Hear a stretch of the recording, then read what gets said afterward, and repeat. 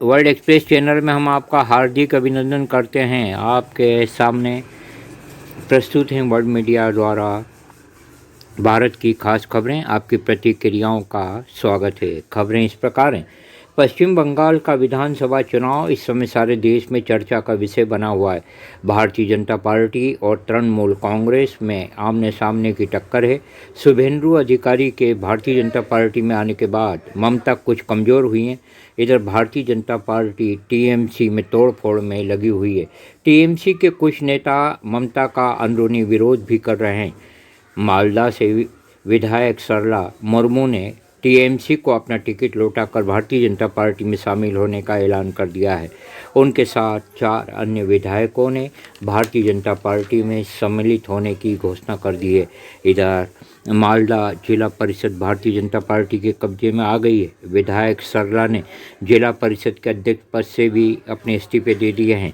Bharatiya Janata party पश्चिम बंगाल में अपने 129 Bharatiya Janata party के कार्यकर्ताओं के मारे जाने का मुद्दा उछाल रही है और वह मारे गए कार्यकर्ताओं के घर जाने का कार्यक्रम भी बना चुकी है। गृह मंत्री अमित शाह, भारतीय जनता पार्टी राष्ट्रीय अध्यक्ष जेपी नड्डा 13 मार्च को बंगाल आने की खबर है। ये दोनों नेता मारे गए सभी 129 कार्यकर्ताओं के घर जाकर इन्हें अपनी श्रद्धांजलि देंगे। ममता दमखम से भारतीय जनता पार्टी को ललकार रही हैं और अपने नेताओं कार्यकर्ताओं द्वारा लगातार पार्टी छोड़े जाने पर भारतीय जनता पार्टी पर खरीद फरोख्त का आरोप लगाते कह रही हैं, जो नेता भारतीय जनता पार्टी के बहकावे में नहीं आ रहे हैं उन्हें डराया और धमकाया जा रहा है।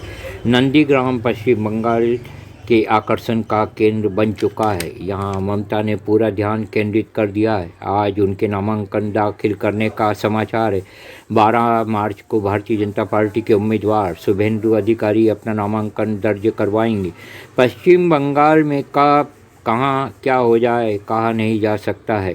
मुर्शिदाबाद के कलियागंज में हिंसा फैले इसके पहले दक्षिण 24 परगना में पुलिस ने 18 जिंदा बम बरामद कर लिए हैं। पश्चिम बंगाल में कांग्रेस गठबंधन ने अपना फार्मूला निश्चित कर दिया है और 92 सीटों पर चुनाव लड़ने की घोषणा भी कर दी है। इसी तरह लेफ्ट 165 तथा एसएफआई के 37 सीटों पर चुनाव लड़े जाने की चर्चा है। इस प्रकार पश्चिम बंगाल में भारतीय जनता पार्टी की क्या जीत होगी? वह पार्टी जो दल बदल को संरक्षण प्रोत्साहन देती नजर आ रही है, या फिर बंगाल की बेटी ममता पुनः विजयश्री प्राप्त करेंगी? वैसे सभी सर्वे ममता की जीत का समर्थन कर रहे हैं। देखना यह है क्या दल बदल के दल में कमल का फूल खिल पाएगा या आदर्श से प्यार करने वाली जनता उसे मुरझा देगी। उत्तराखंड से भारतीय जनता पार्टी नेताओं की कलह खुलकर सामने आ गई है। मुख्यमंत्री त्रिवेंद्र सिंह रावत बागी नेताओं के निशाने पर हैं। सूत्र बताते हैं भगत सिंह कोश्यारी एवं केंद्र में वरिष्ठ मंत्री रमेश पोखरियाल के अलावा कई नेता रावत से काफ़ी नाराज चल रहे हैं। यह माना जा रहा है यदि उत्तराखंड में मुख्यमंत्री परिवर्तन होता है तब भी कलह कम नहीं होने वाली है। राजस्थान से एक फूल दो माली सच्ची कहानी सामने आई है। बूंदी जिले के 2 चचेरे भाई एक सुंदर गुणवान लड़की को अपना दिल दे बैठे। पता नहीं आगे क्या हुआ कि दोनों गाते सुने गए, जब दिल ही टूट गया हम जीकर क्या करेंगे। इसके बाद इन दोनों दुखी प्रेमियों ने रेल के आगे कूदकर मौत को गले लगा लिया। इस कहानी की बड़ी चर्चा है। सब सवाल कर रहे हैं 2 मालियों का दिल क्यों टूटा।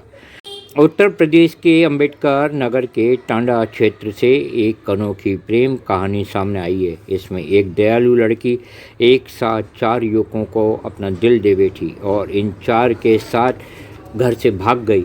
जब बात शादी की आई तो वो सोच में पड़ गई, शादी किससे करूं। यह उलझन भरी कहानी पंचायत के पास पहुंची तो सब हैरान और परेशान हो गए और 3 दिनों तक इस मुद्दे पर गहन विचार विमर्श करते रहे कि इस लड़की की शादी आखिर किससे करवाई जाए। पंचायत ने लॉटरी सिस्टम के तहत पर्ची डाली और तब निश्चित हुआ युवती किस प्रेमी से शादी करेगी और फिर उसके साथ रहेगी। इस कथा में सस्पेंस अभी भी है। क्या वह एक प्रेमी के साथ सुखी जिंदगी से रह पाएगी? कोलकाता के स्टैंड रोड स्थित रेलवे की 17 मंजिली रेलवे की एक इमारत में भीषण अग्निकांड से भय का माहौल पैदा हो गया। 3 लोगों के मारे जाने का समाचार है। विनाशकारी अग्नि की लपटों से घिरे लोगों को बचाने गए एक सब इंस्पेक्टर आरपीएफ के 2 जवानों ने कर्तव्य वेदी पर अपने प्राणों की हंसते हंसते आहुति दे दी। इसमें 9 लोगों की मृत्यु के बाद गमगीन माहौल है। इस दिल दहला देने वाले मार्मिक मामले में बताते हैं 13वीं मंजिल पर लगी आग को बुझाने 9 लोग लिफ्ट में सवार हुए कि दुर्भाग्य से लिफ्ट अटकने से उसमें फंस गए और उनकी जानें चली गई। प्रधानमंत्री नरेंद्र मोदी ने इस हादसे पर अपना दुख व्यक्त किया है। बताया जाता है रेलवे कार्यालय की इस इमारत में आग से बचाव के कोई उपकरण नहीं लगे थे। मृतकों के परिजनों को 10-10 लाख तथा घायलों को 50-50 हज़ार की आर्थिक सहायता का ऐलान कर दिया गया है। पश्चिम बंगाल की मुख्यमंत्री ममता बनर्जी ने इस हादसे में रेलवे द्वारा आग बुझाने में लापरवाही का गंभीर आरोप लगाया है। बताइए यह खबरें आपको कैसी लगीं? धन्यवाद। जय भारत।